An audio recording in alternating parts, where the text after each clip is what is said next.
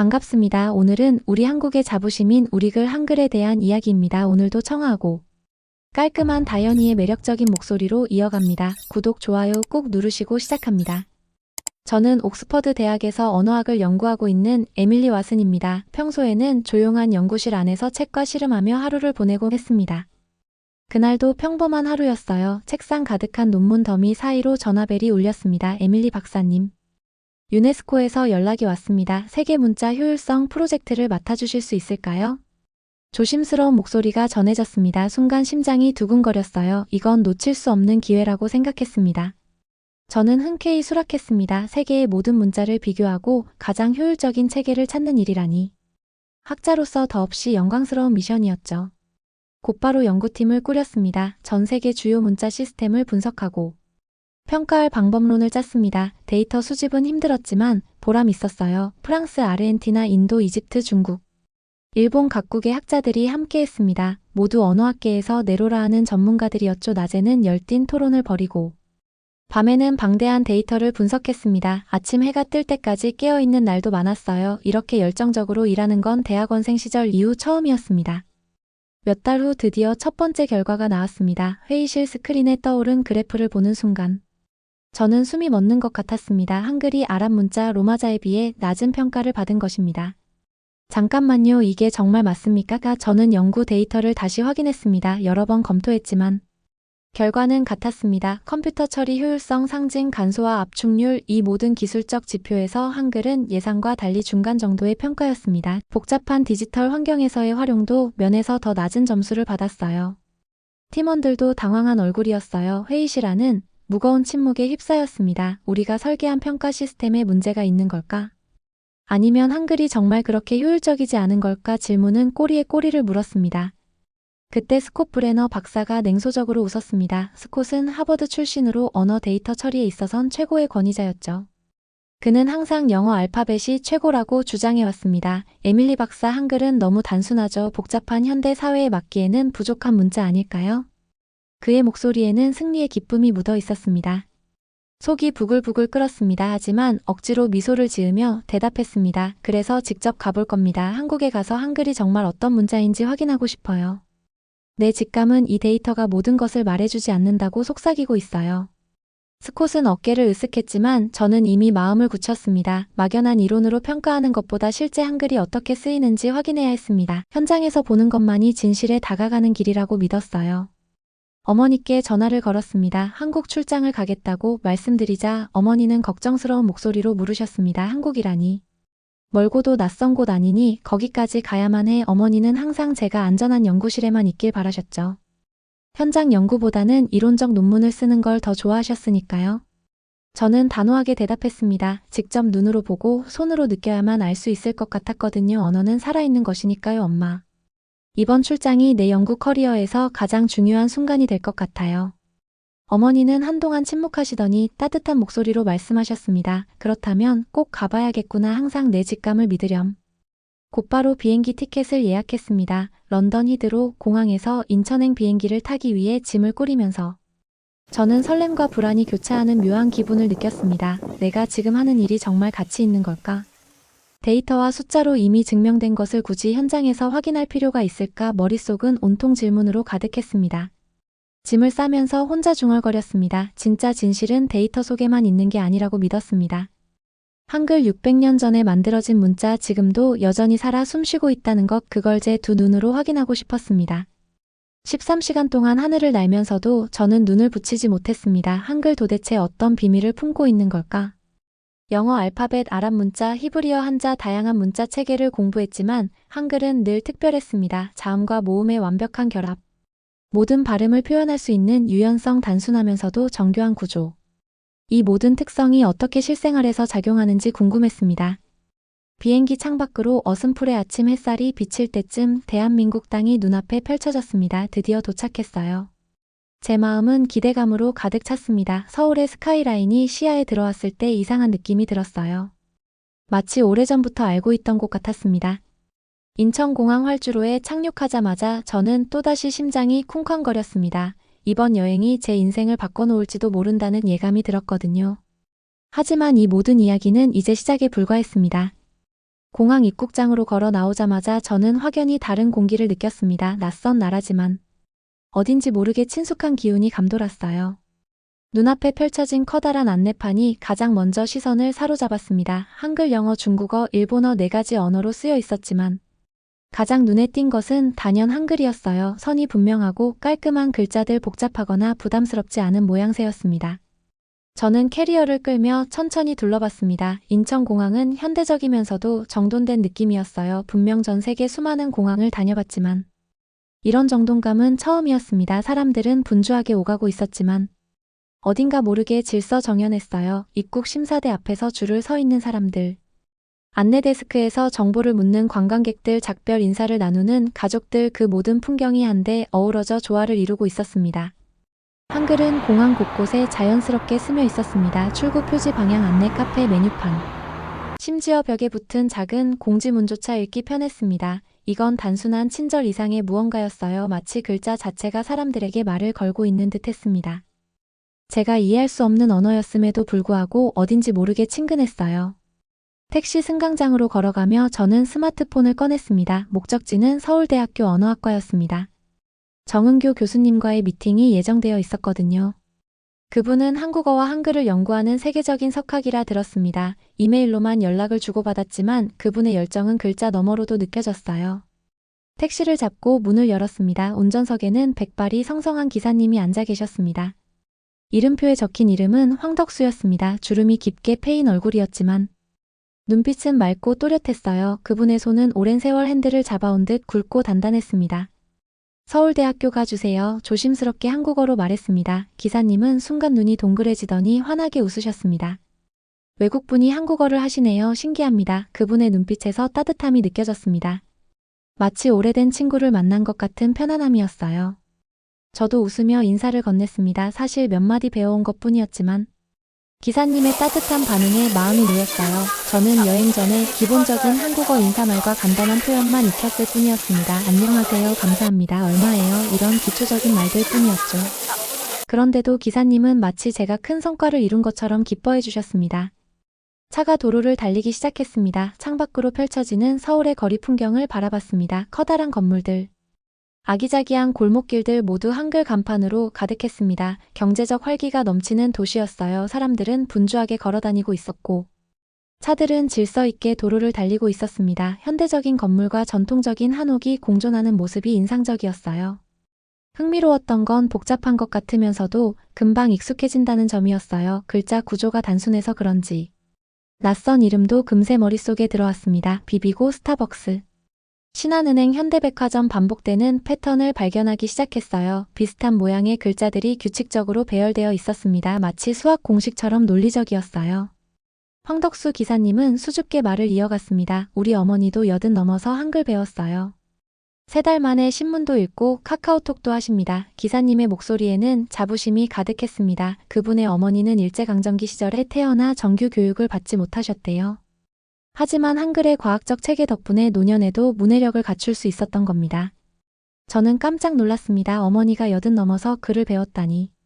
그것도 디지털 기기까지 사용한다는 사실에 말이죠. 비슷한 나이의 영국 노인들을 떠올렸습니다. 새로운 언어는커녕 스마트폰 사용법도 익히기 어려워하는 분들이 많았어요. 그런데 한글은 어르신들도 쉽게 배울 수 있다니 놀라운 일이었습니다. 이야기를 들으면서 마음속에 작은 울림이 생겼습니다. 한글이라는 문자 체계는 단순히 읽고 쓰는 도구를 넘어 사람을 이어주는 역할을 하고 있다는 느낌이 들었어요. 황덕수 기사님의 어머니가 손주들과 카카오톡으로 대화하는 모습을 상상해 보았습니다. 그것은 단순한 문자 사용이 아니라 가족과의 연결이었죠. 600년 전 만들어진 문자가 디지털 시대에도 그 역할을 완벽히 해내고 있었습니다. 서울 시내로 들어서자 도로 양옆에는 수많은 상점 간판들이 펼쳐졌습니다. 어디를 봐도 한글이 줄을 이루고 있었습니다. 알록달록한 글자들이 리듬감 있게 배열된 모습이 인상적이었어요. 간판을 읽을 수는 없었지만 글자의 모양만으로도 어떤 가게인지 대략 짐작할 수 있었습니다. 둥근 모양의 글자가 많은 곳은 부드러운 이미지의 카페나 식당, 각진 글자가 두드러진 곳은 전자제품이나 사무용품점 같았어요. 문자가 시각적 언어로도 작용하고 있었습니다.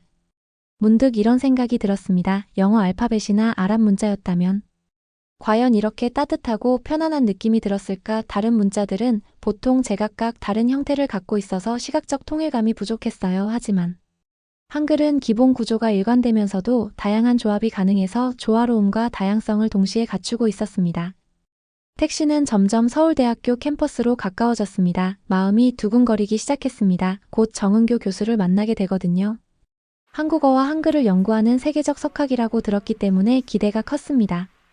그분은 한글의 구조와 역사적 의의에 관한 책을 여러 권 집필했고 유럽과 미국에서도 강연을 자주 하신다고 들었습니다. 언어학계에서는 매우 존경받는 인물이었죠. 차가 캠퍼스 정문 앞에 멈췄습니다. 저는 황덕수 기사님께 감사 인사를 건넸습니다. 그는 손을 흔들며 활짝 웃어주었습니다. 화이팅입니다. 박사님, 한국어 재미있어요. 따뜻한 격려가 가슴 깊이 와닿았습니다. 저는 캐리어를 끌고 대학 안으로 들어섰습니다. 초가을의 햇살이 부드럽게 캠퍼스를 감싸고 있었습니다. 커다란 플라타너스 나무 사이로 학생들이 삼삼오오 걷고 있었어요. 그들 모두가 자유롭게 한글을 읽고 쓰고 말하는 모습이 무척 자연스러웠습니다. 한 학생은 벤치에 앉아 노트북으로 뭔가를 열심히 타이핑하고 있었고 다른 학생들은 스마트폰을 보며 웃고 있었습니다. 도서관 앞에서는 교수로 보이는 분과 학생들이 열띤 토론을 벌이고 있었고요. 캠퍼스 전체가 지식과 소통의 에너지로 가득했습니다. 이곳에서 저는 한글의 진짜 가치를 마주하게 될 겁니다. 그리고 그것이 제 인생을 바꾸게 되겠죠. 그 사실을 이때는 아직 몰랐습니다. 한 가지 확실한 건 이미 제 마음속에 작은 변화가 시작되었다는 점이었어요. 한글에 대한 호기심이 점점 경이로움으로 바뀌어가고 있었습니다. 언어학과 건물 앞에 다다랐을 때 정은교 교수님이 환한 미소로 저를 맞아주셨습니다. 어서 오세요. 에밀리 박사님 기다리고 있었습니다. 중년의 여성이었지만 젊은이 못지않은 에너지가 느껴졌습니다. 그분의 눈빛은 따뜻하면서도 지적인 빛을 품고 있었어요. 한국 전통 의상인 한복을 현대적으로 재해석한 옷을 입고 계셨는데 그 모습이 무척 인상적이었습니다. 저는 깊게 고개를 숙이며 인사를 드렸습니다. 마치 오래전부터 알고 지낸 사람처럼 반갑고 친근한 느낌이 들었어요. 교수님도 마찬가지인 듯 제 두 손을 따뜻하게 잡아주셨습니다. 드디어 만나게 되어 정말 기쁩니다. 이메일로만 소통하다가 직접 뵙게 되니 감회가 새롭네요. 저는 진심을 담아 말했습니다. 곧 교수님의 연구실로 향했습니다. 저는 마음을 다잡았습니다. 이제부터 진짜 여정이 시작되는 것이니까요. 한글의 비밀을 풀어갈 여정. 인류의 문자 역사에서 특별한 위치를 차지하는 한글의 진가를 발견하는 여행이 시작되었습니다. 정은교 교수님의 연구실은 따뜻하고 정갈한 분위기였습니다. 책장에는 두터운 언어학 서적들이 빽빽하게 꽂혀 있었고 책상 위에는 훈민정음 해례본 복사본이 가지런히 놓여 있었어요. 창문 너머로는 서울의 전경이 내려다 보였습니다. 도시와 산이 조화롭게 어우러진 풍경이었어요. 연구실 한켠에는 세계 각국의 문자를 비교 분석한 차트가 벽에 붙어 있었고 작은 탁자 위에는 찻잔이 준비되어 있었습니다. 저는 교수님께 지난 몇 달 동안 진행한 문자 효율성 평가 결과를 보여드렸습니다. 한글이 아랍 문자나 로마자보다 낮게 나온 부분을 설명하면서 솔직한 심정을 털어놨습니다. 사실 이 결과가 나왔을 때 많이 실망했어요. 한글이 더 높은 점수를 받을 거라 기대했거든요. 특히 디지털 환경에서의 효율성이 생각보다 낮게 나와서 의아했습니다. 제 목소리에는 혼란스러움이 묻어났을 겁니다. 교수님은 조용히 고개를 끄덕이며 데이터를 찬찬히 살펴보셨습니다. 그리고는 부드럽게 미소 지으며 말씀하셨습니다. 에밀리 박사님. 이 데이터는 한 가지 중요한 요소를 놓치고 있습니다. 그분의 목소리는 차분했지만 단호했어요. 마치 오랫동안 이 순간을 기다려왔다는 듯한 확신의 찬 표정이었습니다. 교수님은 훈민정음 해례본 복사본을 손에 들고 저를 바라보았습니다. 세종대왕께서는 문자라는 것을 사람을 위해 만든다고 생각하셨습니다. 기계가 아니라 인간이 읽고 쓰기 쉬운 것. 그것이 문자 설계의 핵심이었지요. 교수님은 해례본의 첫 페이지를 가리키며 계속 말씀하셨습니다. 이 책의 서문에는 백성을 사랑하는 마음으로 문자를 만들었다고 적혀 있습니다. 당시 대부분의 백성은 한자를 몰라 글을 읽지 못했거든요. 한글은 그들에게 세상과 소통할 수 있는 창을 열어준 겁니다.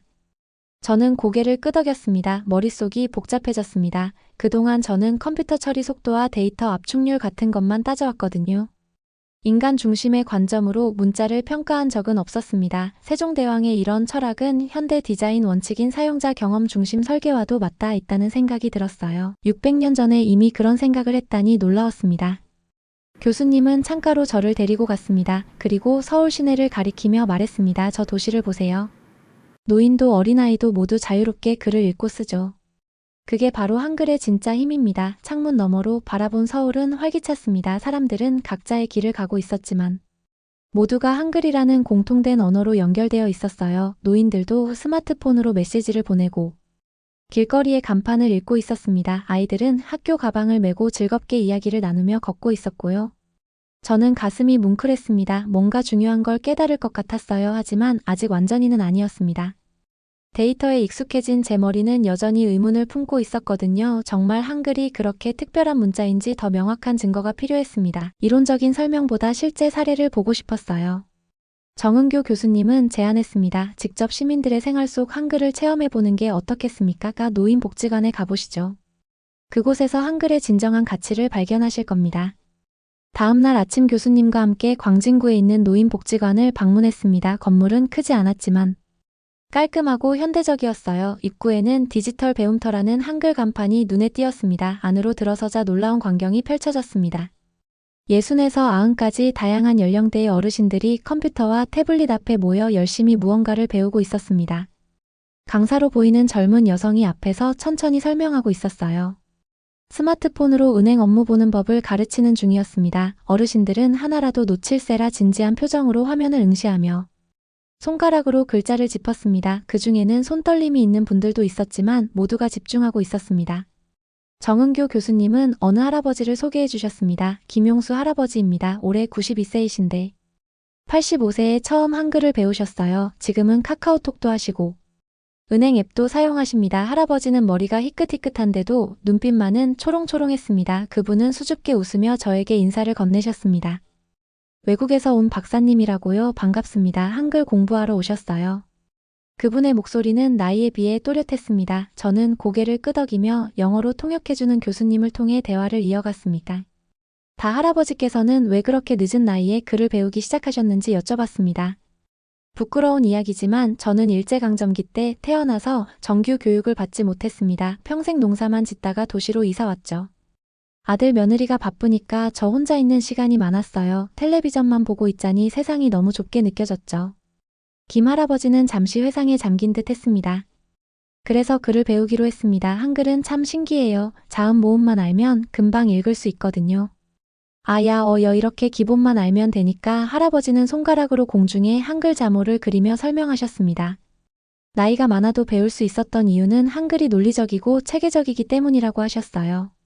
처음엔 그냥 간판 읽는 것만으로도 행복했습니다. 약국, 은행, 병원. 이런 글자들을 읽을 수 있다는 게 얼마나 큰 자유인지 모릅니다. 그런데 지금은 스마트폰으로 손자들과 대화도 하고 필요한 정보도 찾아봅니다. 이 나이에 세상과 다시 연결된 느낌이에요. 할아버지의 눈빛에는 자부심이 가득했습니다. 저는 깊은 감동을 느꼈습니다. 지금까지 문자를 그저 데이터 전달 도구로만 봤던 제 시각이 얼마나 좁았는지 깨달았어요. 김용수 할아버지에게 한글은 단순한 문자가 아니라 세상과의 연결고리였습니다. 디지털 소외 현상이 전 세계적인 문제인데 이곳에서는 90대 노인도 디지털 시민으로 살아가고 있었습니다. 저는 할아버지께 스마트폰을 보여달라고 부탁드렸습니다. 그분은 흔쾌히 주머니에서 꺼내 보여주셨어요. 화면에는 손자와 주고받은 카카오톡 메시지가 가득했습니다. 할아버지는 자랑스럽게 말씀하셨습니다. 이건 제가 직접 찍은 사진이에요. 손자에게 보냈죠. 할아버지가 찍은 사진은 복지관 앞 공원의 풍경이었습니다. 그 밑에는 손자가 보낸 하트 이모티콘이 줄지어 있었어요. 할아버지는 이어서 말씀하셨습니다. 이것 보세요. 은행 앱이에요. 통장 잔고도 확인하고 공과금도 내고 있어요. 그리고 요즘은 유튜브에서 농사 관련 영상을 많이 봅니다. 제가 평생 농부였거든요. 여기서 새로운 기술도 배우고 있어요. 할아버지는 능숙하게 앱을 전환하며 보여주셨습니다. 그 모습에서 자신감이 느껴졌어요. 교실 한켠에서는 다른 어르신들이 타자 연습을 하고 있었습니다. 그들의 손가락은 천천히 움직였지만 한 글자 한 글자 정확히 입력하려는 의지가 엿보였어요. 선생님은 인내심을 갖고 하나하나 설명해 주셨습니다. 어릴 때부터 디지털 기기를 접해온 젊은이들이 무심코 지나치는 기술적 혜택을 이분들은 소중하게 여기고 있었습니다. 저는 궁금해졌습니다. 이렇게 어르신들이 쉽게 한글을 배울 수 있는 비결은 뭘까요? 정은교 교수님은 설명해 주셨습니다. 한글은 표현 문자이면서도 모아쓰기를 하는 특별한 문자예요. 자음과 모음이 독립적으로 존재하면서도 한 글자 안에서 모여 음절을 이룹니다. 이런 특성 덕분에 직관적으로 읽고 쓸 수 있죠. 게다가 소리와 글자가 1대1로 대응되어 있어서 들리는 대로 쓸 수 있습니다. 교수님은 계속 말씀하셨습니다. 한글은 자소 배치도 매우 체계적입니다. 자음은 발음 기관의 모양을 본떠서 만들었고, 모음은 하늘, 땅, 사람을 상징하는 철학적 개념에서 출발했죠. 따라서 형태를 기억하기 쉽습니다. 더구나 이 모든 원리가 과학적으로 설계되어 있어서 배우기 쉽고 디지털 입력도 간편합니다. 정말 놀랍습니다. 제가 감탄했습니다. 교수님은 미소를 지으며 말씀하셨어요. 에밀리 박사님. 한글의 진정한 가치는 그 효율성이 아니라 포용성에 있습니다. 배우기 쉬워서 누구나 접근할 수 있는 문자. 바로 그게 한글의 존재 이유지요. 세종대왕께서 처음 한글을 만드실 때부터 목표가 그거였습니다. 백성들이 쉽게 배워 자유롭게 소통할 수 있는 문자를 만들고자 하셨죠. 우리는 복지관 구석구석을 둘러보았습니다. 작은 도서관에서는 어르신들이 직접 쓴 수필과 시를 모아 만든 문집이 눈에 띄었어요. 한 할머니는 자신의 젊은 시절 이야기를 썼고, 다른 할아버지는 고향에 대한 그리움을 시로 표현했습니다. 그들에게 한글은 자신의 이야기를 세상에 전하는 도구였습니다. 마지막으로 저는 질문했습니다. 할아버지께서는 한글을 배우면서 가장 행복했던 순간이 언제였나요? 김용수 할아버지는 잠시 생각에 잠기셨다가 감동적인 이야기를 들려주셨습니다. 제가 아내에게 처음으로 편지를 썼을 때였어요. 아내는 저보다 먼저 세상을 떠났는데, 한글을 몰랐을 때는 마음속 말을 전할 길이 없었습니다. 글을 배운 후에 비로소 아내에게 하고 싶었던 말을 편지로 썼죠. 그때 느낀 해방감은 말로 표현할 수 없습니다. 제 눈시울이 뜨거워졌습니다. 그동안 언어학자로서 문자를 연구하면서도 그 진정한 의미를 놓치고 있었던 것 같았어요. 문자는 단순한 기호가 아니라 인간의 감정과 생각을 담는 그릇이자 사람과 사람을 이어주는 다리였습니다. 특히 한글은 그 다리를 누구에게나 열어준 포용적인 문자였습니다. 복지관을 나오면서 마음속에 확신이 생겼습니다. 데이터로는 측정할 수 없는 가치가 있다는 것. 그리고 그것이야말로 문자의 본질적 가치라는 것을 말이죠. 인간을 위한 문자, 그것이 세종대왕의 꿈이었고 지금도 한글이 여전히 빛나는 이유였습니다. 정은교 교수님과 택시를 타고 돌아오는 길에 저는 생각했습니다. 이제 연구 방향을 완전히 바꿔야겠다고. 문자 효율성의 기준에 인간 접근성과 포용성이라는 요소를 추가해야 한다고 말이죠. 진정한 문자의 가치는 기계적 효율성이 아니라 인간의 삶을 얼마나 풍요롭게 하는가에 있었습니다. 그날 저녁 저는 호텔 침대에 누워 지난 몇 시간을 되돌아보았습니다. 한글이라는 문자가 92세 노인에게 어떤 힘을 주었는지, 어떻게 그의 삶을 변화시켰는지, 그것은 제가 데이터 분석으로는 결코 발견할 수 없었던 진실이었습니다. 내일은 이런 관점에서 한글의 역사를 더 깊이 알아보기 위해 국립한글박물관을 방문하기로 했습니다. 그곳에서 600년 전 미래를 내다본 세종대왕의 지혜를 더 가까이 만나게 될 것 같았습니다.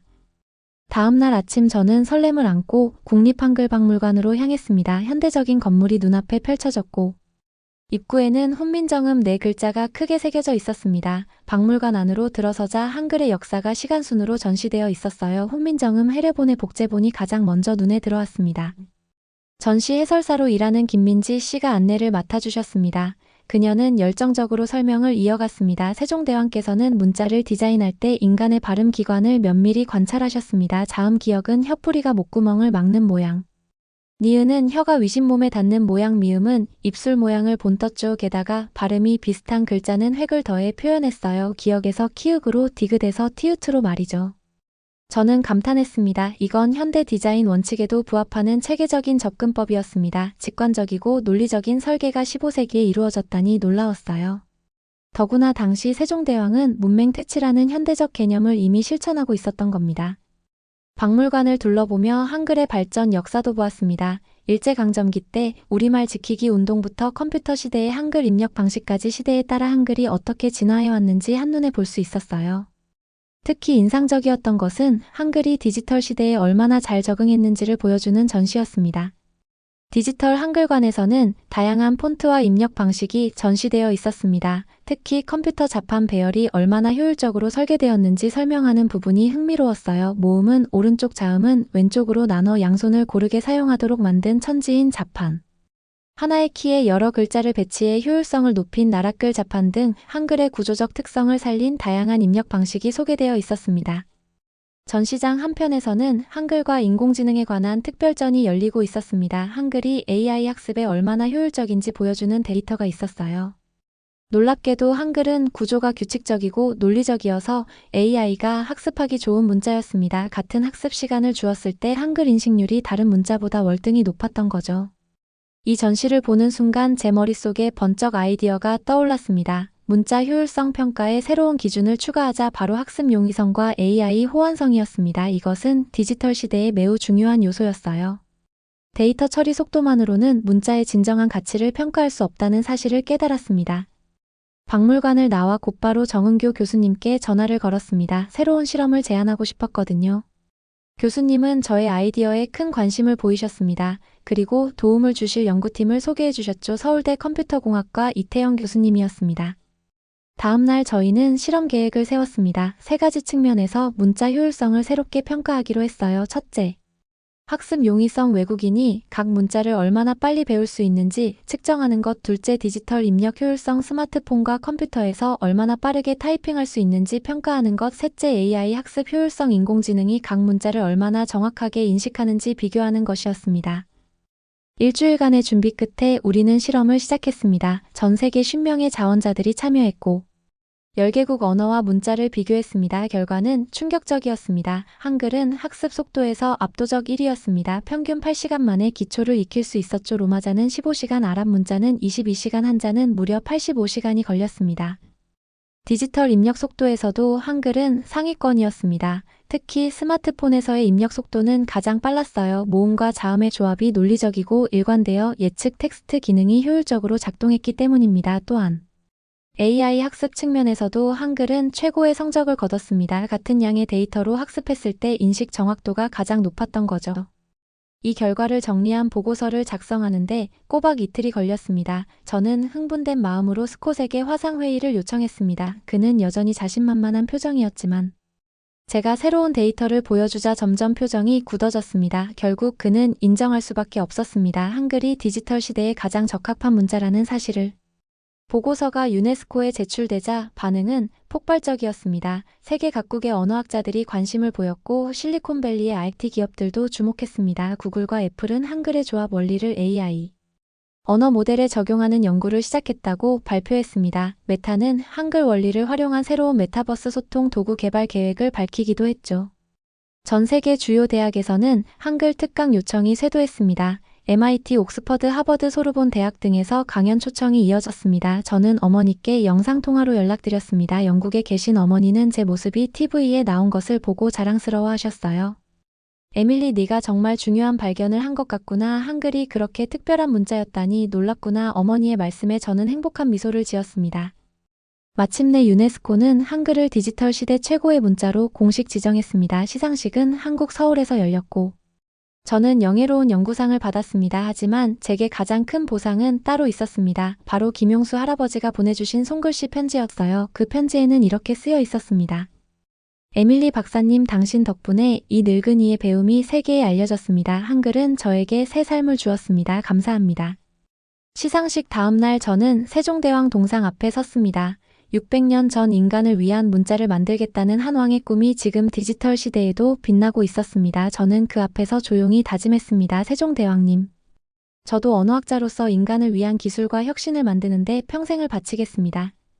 돌아오는 비행기 안에서 저는 창밖의 구름을 바라보며 지난 몇 주를 되돌아봤습니다. 언어의 효율성을 측정하는 기준이 바뀌었습니다. 순수한 기술적 관점에서 인간 중심의 관점으로 말이죠. 한글은 단순한 기호가 아니라 인간의 존엄성과 연결된 소통의 도구였습니다. 노인들에게 세상과의 연결을 제공하고 모든 이에게 배움의 기회를 열어주는 포용적인 문자, 그것이 바로 한글의 진정한 가치였습니다. 저의 연구는 이제 새로운 방향으로 나아갈 것입니다. 인공지능과 인간의 소통에서 한글의 원리를 어떻게 활용할 수 있을지 탐구하려 합니다. 한글이 보여준 것처럼 기술은 항상 인간을 중심에 두어야 합니다. 비로소 저는 언어학자로서의 사명을 깨달았습니다. 세상을 연결하는 다리를 만드는 것, 그것이 바로 문자와 언어의 궁극적 목적입니다. 영국 옥스퍼드로 돌아온 저는 연구실 책상에 앉아 새 논문을 쓰기 시작했습니다. 제목은 인간을 위한 문자, 인류를 위한 유산, 한글의 디지털 시대 가치 재발견. 전 세계가 한글에 주목하기 시작했습니다. 그리고 이제 저는 확신합니다. 한글의 인간 중심 철학이 미래 언어 기술의 나침반이 될 것이라고 말입니다. 한글은 한국을 넘어 세계의 문자로 디지털 시대에도 여전히 빛나는 문자. 저는 결심했습니다. 앞으로도 인간을 위한 기술, 인간을 위한 문자를 연구하고 알리는 일을 멈추지 않겠다고요. 이것이 제가 과학자로서, 그리고 한 인간으로서 걸어가야 할 길이라고 믿습니다. 감사합니다. 지금까지 감동실화 다현이었습니다. 구독, 좋아요 꾹 누르시고요. 다음에 더 나은 이야기로 찾아뵙겠습니다. 건강 꼭 챙기시고요.